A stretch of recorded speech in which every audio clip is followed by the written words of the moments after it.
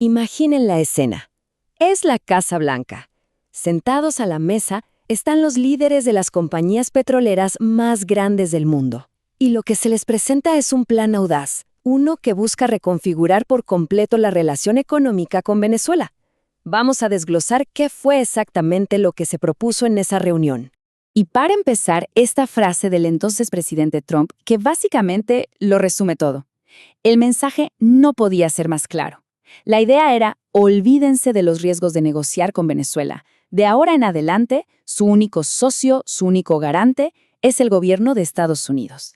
Una jugada, pues, para eliminar de raíz el miedo que siempre frenó las grandes inversiones en ese país. Ok, entonces, para entender la solución que se propuso, primero tenemos que ver cómo se planteó el problema. Vamos a meternos de lleno en la primera parte de esta narrativa, en cómo se describió la situación que, según la administración, necesitaba una intervención urgente. Y bueno, el panorama que pintaron para justificar la acción fue la verdad bastante sombrío. Describieron a Venezuela como una crisis total, por donde se la viera. Se habló de activos robados, de una industria petrolera en ruinas, que a pesar de sus gigantescas reservas ya no producía casi nada.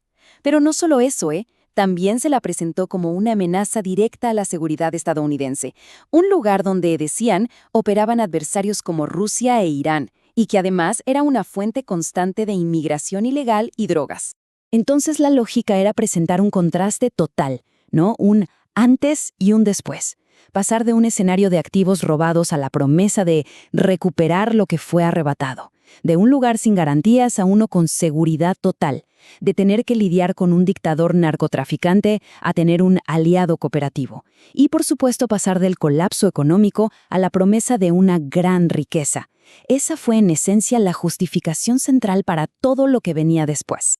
Muy bien, con el problema ya sobre la mesa, la conversación lógicamente pasó a la solución. Y aquí es donde las cosas se ponen interesantes, porque la solución fue una operación militar. Y ojo, la describieron con palabras pero muy contundentes. Así es, la misión para capturar al líder venezolano Nicolás Maduro fue calificada por la propia administración con estas palabras.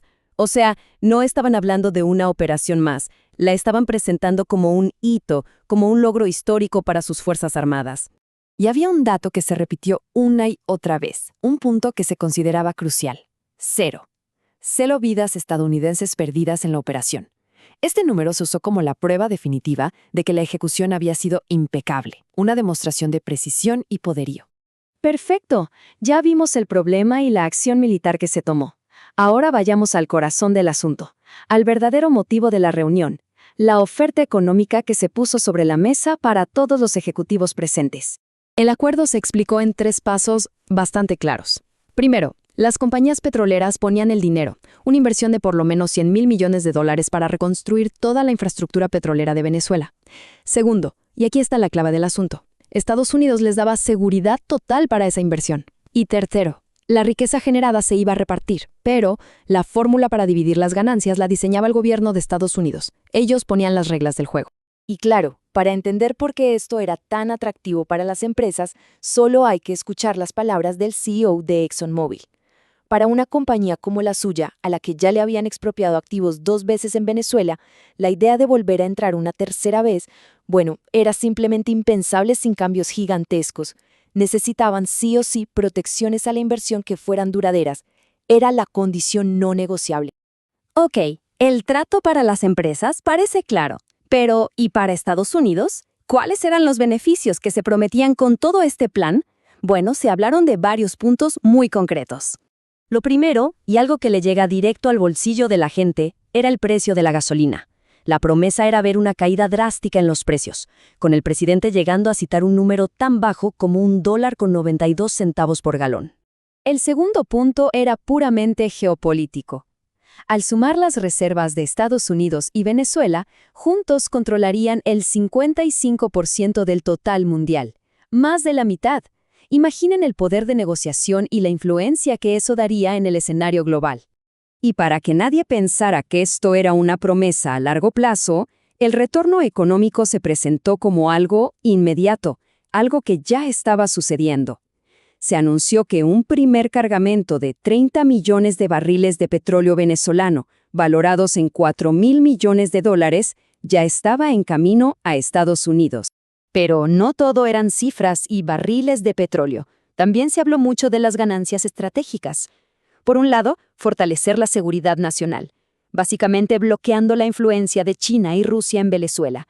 Por otro, impulsar la economía con la creación de muchos empleos. Y además, se prometía un mayor control fronterizo para detener el flujo de drogas e inmigración. Y, por si fuera poco, ganar una poderosa herramienta de política exterior para tener más influencia sobre adversarios como Cuba. Bueno, ya vimos el plan, los beneficios. La gran pregunta ahora es, ¿qué dijeron los que estaban sentados en esa sala? ¿Cómo recibieron los líderes de la industria esta oferta que, hay que decirlo, no tenía precedentes?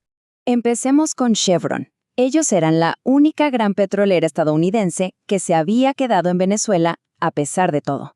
Y su respuesta fue de compromiso total. Su vicepresidente dijo que, como una orgullosa compañía estadounidense, estaban listos para ayudar. Para ellos, era como si toda esa larga y difícil historia en el país finalmente estuviera por dar frutos. Y lo más interesante es que no solo los que ya estaban ahí se mostraron a favor. Escuchen a ConocoPhillips, una de las empresas a las que les habían expropiado sus activos en el pasado.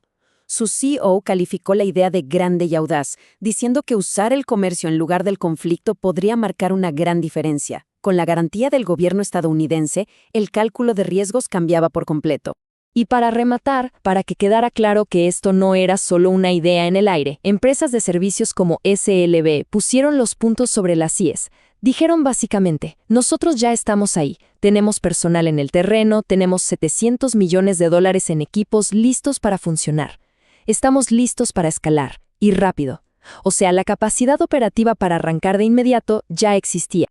A ver, en resumen, el modelo que se presentó fue radical. Una intervención militar que abre la puerta a un acuerdo económico masivo, gestionado y garantizado directamente por Estados Unidos. Y todo esto nos deja con una pregunta final, una que define todo el asunto. ¿Se estaba presenciando el nacimiento de una nueva alianza o la llegada de un nuevo dueño?